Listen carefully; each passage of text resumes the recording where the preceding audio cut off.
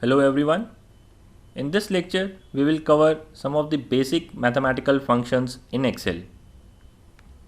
But before that, let us understand the small difference between formulas and functions in Excel. Most people use it interchangeably, but there is a small difference between the two.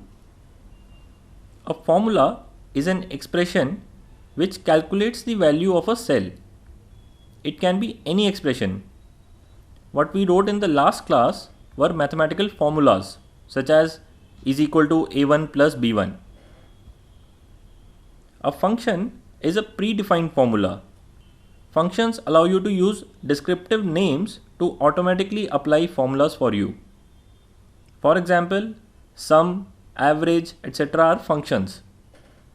We will see how to use them. We use functions because they increase user productivity when working with Excel. So I hope the difference is clear. Anything that is calculated in a cell is a formula, but functions are predefined formulas of Excel with descriptive names. Now let's see some of the mathematical functions we use in Excel. Let's first look at the data we have.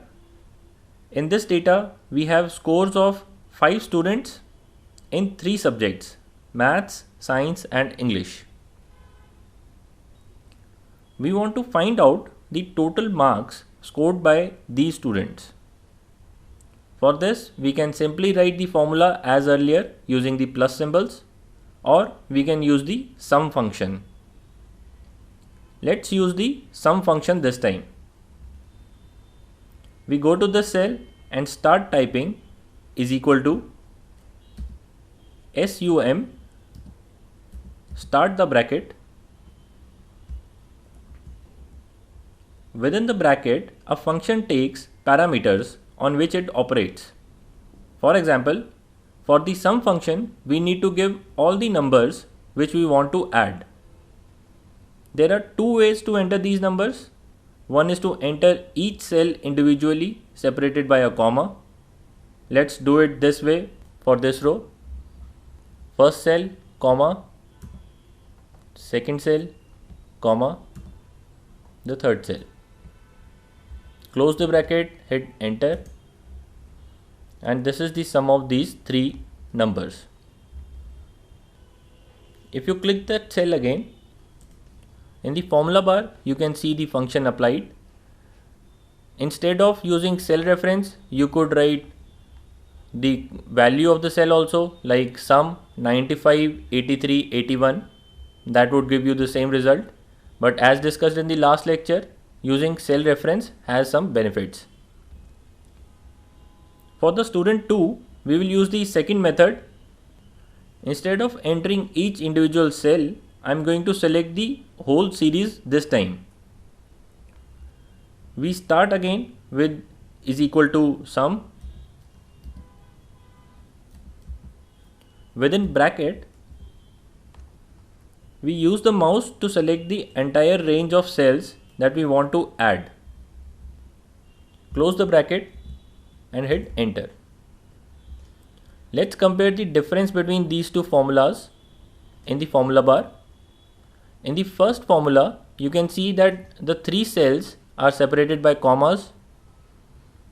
In the second formula, only the endpoints of the series are written and between them is a colon. So this represents that everything between M6 and O6 is to be added.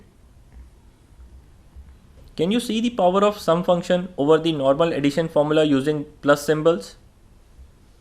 If I have to add 100 numbers, I do not need to write the cell reference of 100 cells. Just select the entire series within a sum function. Now for the third student, I want you to notice another feature of Excel.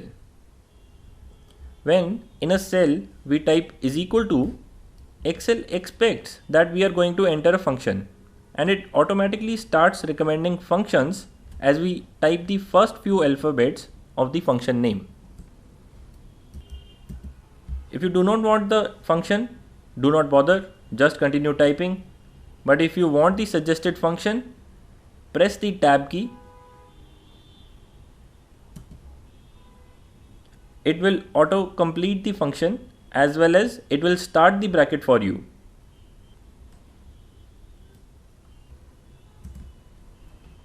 Lastly, to calculate for other students, we will simply drag the formula by going to the bottom right corner and extending it to other students. Using any function is similar to this. Just type the name of the function, give the parameters in the bracket and hit enter. That's it. Let's cover other mathematical functions quickly now. Next, we look at the min function, which returns the minimum value from the input data. So to get the minimum score in maths, we go to this cell and start typing is equal to min tab. When we hit tab, this function will be selected. In the parameters, we need to select the range of cells.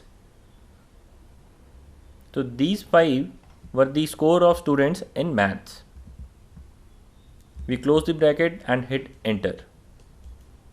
You can see that 45 is the minimum score scored by any student in maths.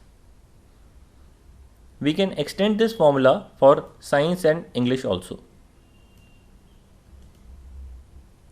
So 53 is the minimum score in science and 55 is the minimum score in English.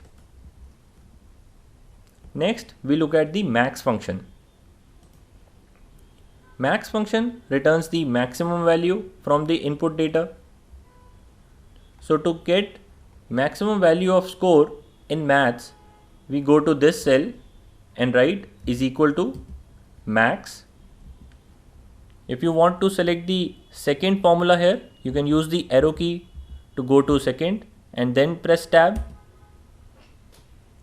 Now we need to give the series from which we have to select the maximum score. You can see that 99 is the maximum marks in maths. We can extend it for science and English also. Next is the average function. This function returns the average or the mean value of the input numbers. If you remember, in the last lecture, we calculated average using usual mathematical operators. This time we use the function. So to find average marks of each student, go to this cell, type is equal to average. When Excel suggests average function, you can hit the tab key. After this, select the range of cells for which you want to calculate the average. Press enter. Drag to get the average for other students. Once we have calculated the average marks, we may want to assign ranks to students also, as to which student scored the highest marks and who scored the least. To rank the students basis their average score, go to the next cell, type is equal to rank average.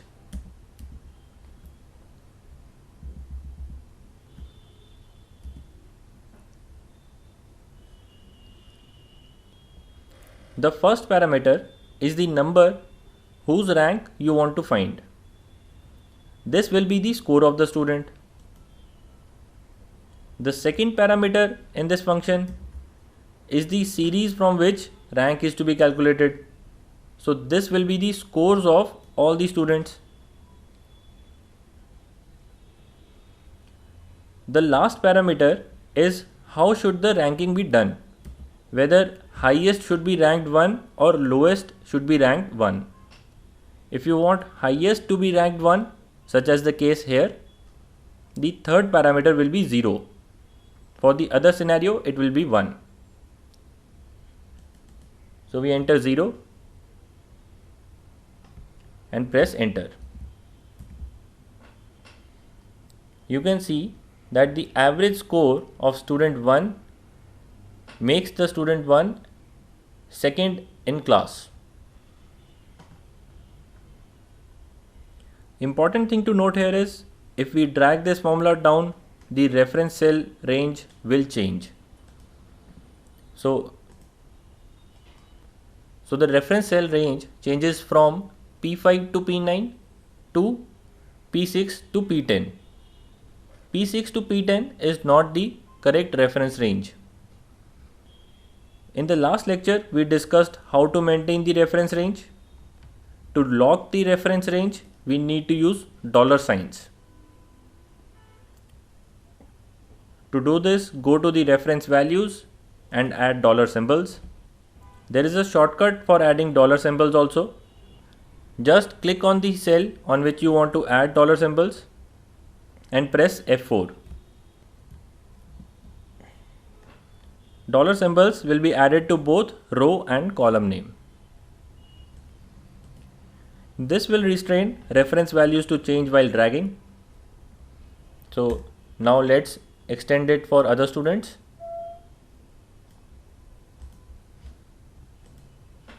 Now you can see that the reference cell remains from P5 to P9 and student 4 is now at rank 1 and student 5 is the student with least average marks.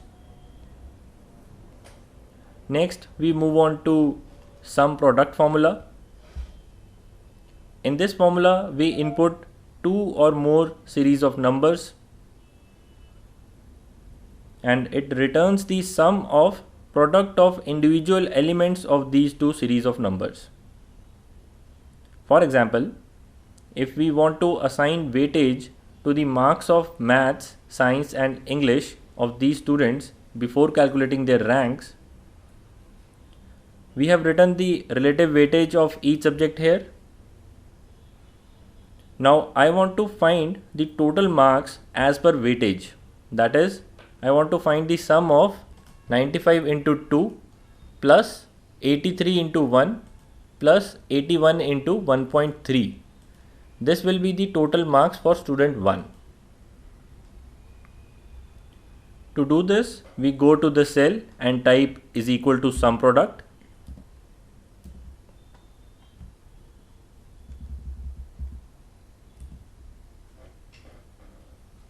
Then we select the first series of numbers, comma, select the second series of numbers and press enter. We get a value of 378.3. This is calculated by adding 95 into 2 plus 83 into 1 plus 81 into 1.3. This can be dragged down, but before dragging it, remember to use dollar symbols for the weightages.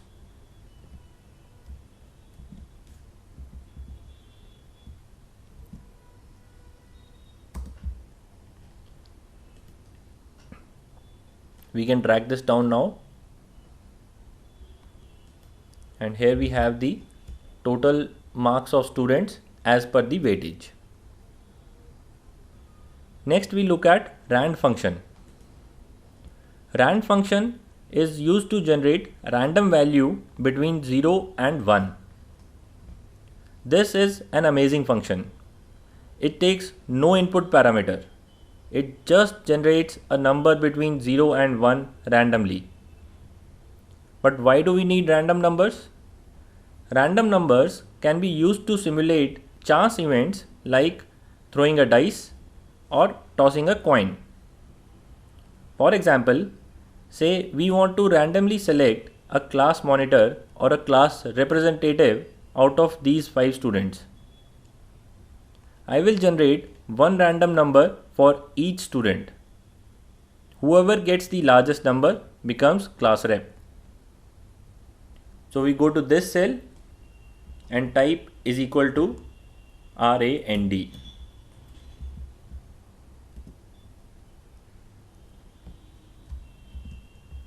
Hit enter. You can see a random value is generated for student 1. We can drag it down for all the students, we can see that student 5 has the maximum value, and now student 5 can be selected as the class representative. Next, we move to rand between function. This will return random value between the range that we have provided. So this function takes two values as inputs and generates a random number between these two numbers.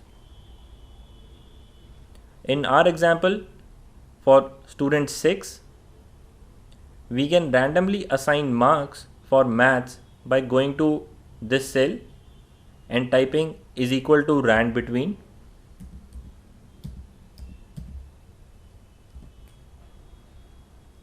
and giving the range as 40 and 100.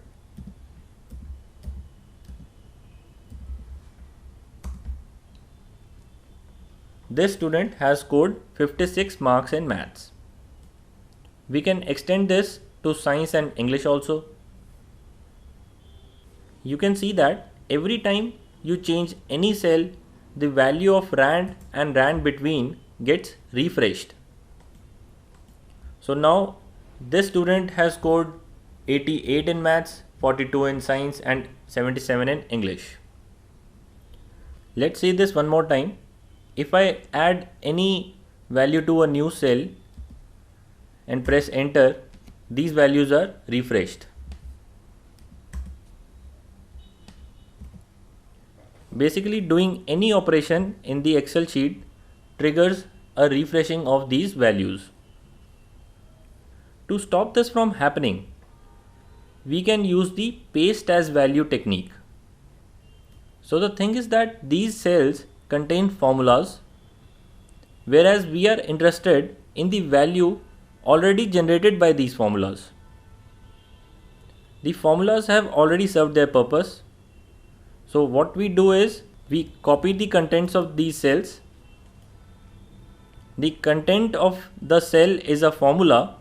You can see that by pasting it in any other cell.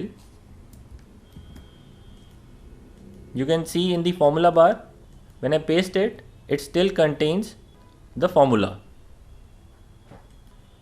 But we want to keep the value and not the formula. So we copy the cells and paste them here as values. This is the option for pasting as values. This comes only when you have copied a formula. It basically gives the option to copy paste a formula as a formula or the value calculated by the formula. Now, as I have pasted the values, I have the randomly generated values with me, which won't refresh every time I perform any operation.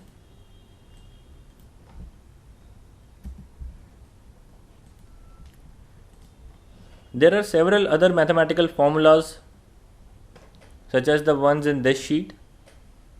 We encourage you to try these on your own. You can also find a list of all the formulas in the Excel menu.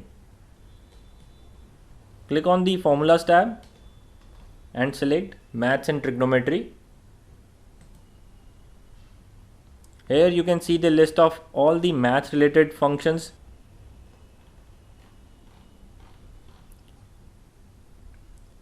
That's all for this lecture. See you in the next one.